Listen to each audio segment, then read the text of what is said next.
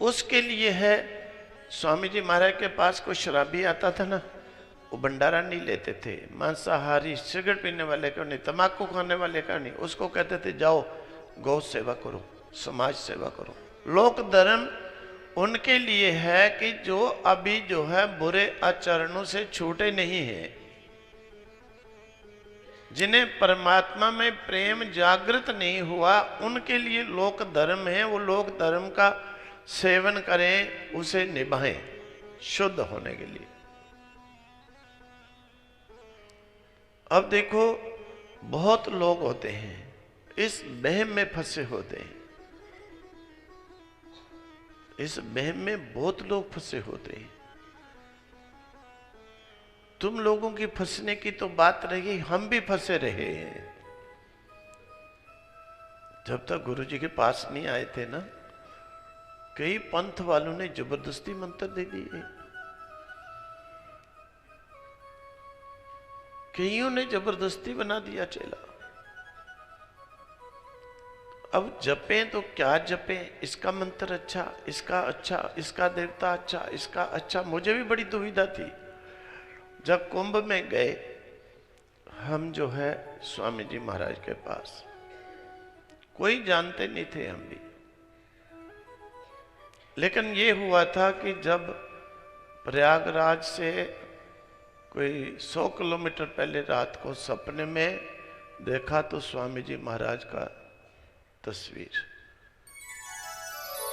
हमने सोचा ये साधु कौन है। अब तस्वीर तो मैंने देखी थी, मेरे मन में इच्छा थी जो देखा इस साधु को जरूर मिलेंगे। और कुंभ मेले में उन दिनों तो बहुत महात्मा होते, 5-6 दिन ढूंढते रहे, इतने महात्मा में कहां मिले। फिर मैं बताऊं, देखो तीर्थ फलित कैसे होता है, ये भी तीर्थ है। तीर्थ फलित कैसे होता है। गंगा जी में इतने जल में बैठ करके हम पुस्तक पढ़ रहे, ऐसे बहता हुआ पेपर आया तो पेपर को हमने ऐसे पकड़ लिया, वैसे क्या लिखा है। गंगा में बैठे बैठे ही 2-3 व्यक्ति हमारे साथ थे और भी, उस पर हमने देखा कि लिखा था तीर्थ का फल अगर प्रत्यक्ष पाना हो, किसी व्यक्ति के अंदर तीर्थ की भावना करके उसको पूजा करके व्यक्ति तीर्थ का पूरा पूरा फल पाता है।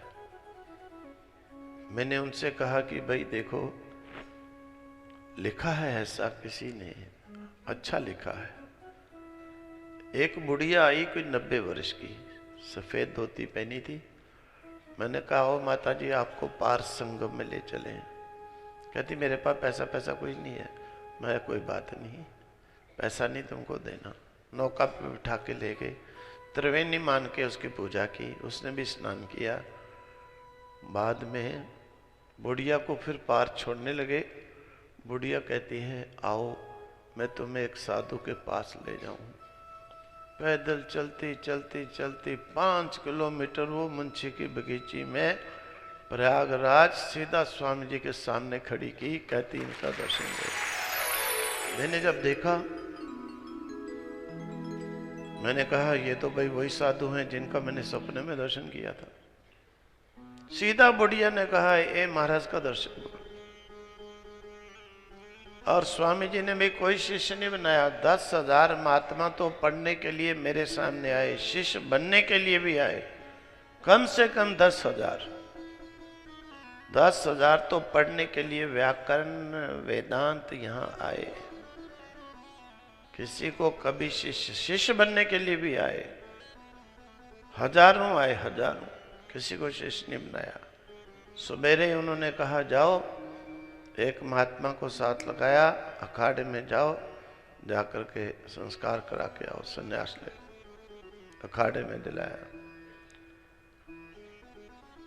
तो मैंने भी उनसे कहा महाराज मेरे को बड़ी विपत्ति है, कई गुरुओं ने जबरदस्ती नाम दे दिए, ये जपो कौन सा श्रेष्ठ है, ठीक है। उन्होंने कहा जा तो आप तो गुरु के वचन मानो या फिर विद्या पढ़ो। मेरे मुख से निकली विद्या पढ़ेंगे। उन्होंने दूसरे दिन ही लघु कौमुदी लगा दी, फिर सिद्धांत करते करते 12 वर्ष बीत गए। 12 वर्ष के बाद एक दिन पंजाब में थे, शाम के समय बैठे थे और थोड़े व्यक्ति थे, मुझे बुलाया। मैंने कहा महाराज क्या बात? तो कहने लगे आओ, जो तुमने पूछा था उसका तुमको जवाब दें। मैंने कहा मैंने पूछा ही कुछ नहीं, 12 साल की बात है। तो कहने लगे वो जो तुमने कुंभ में पूछा था सबसे पहले दिन कि कौन सा श्रेष्ठ है, कौन सा क्या करना चाहिए। मैंने कहा महाराज अब सबके दर्शन पढ़ लिए, समझ लिए, वेदांत भी पढ़े हैं, व्याकरण भी पढ़े हैं, मैं समझ गया हूं कौन किसको परमात्मा मानता है। अब जिसको ये दुविधा हो उसे मेरे पास भेजो, मैं उसकी दुविधा दूर करूंगा।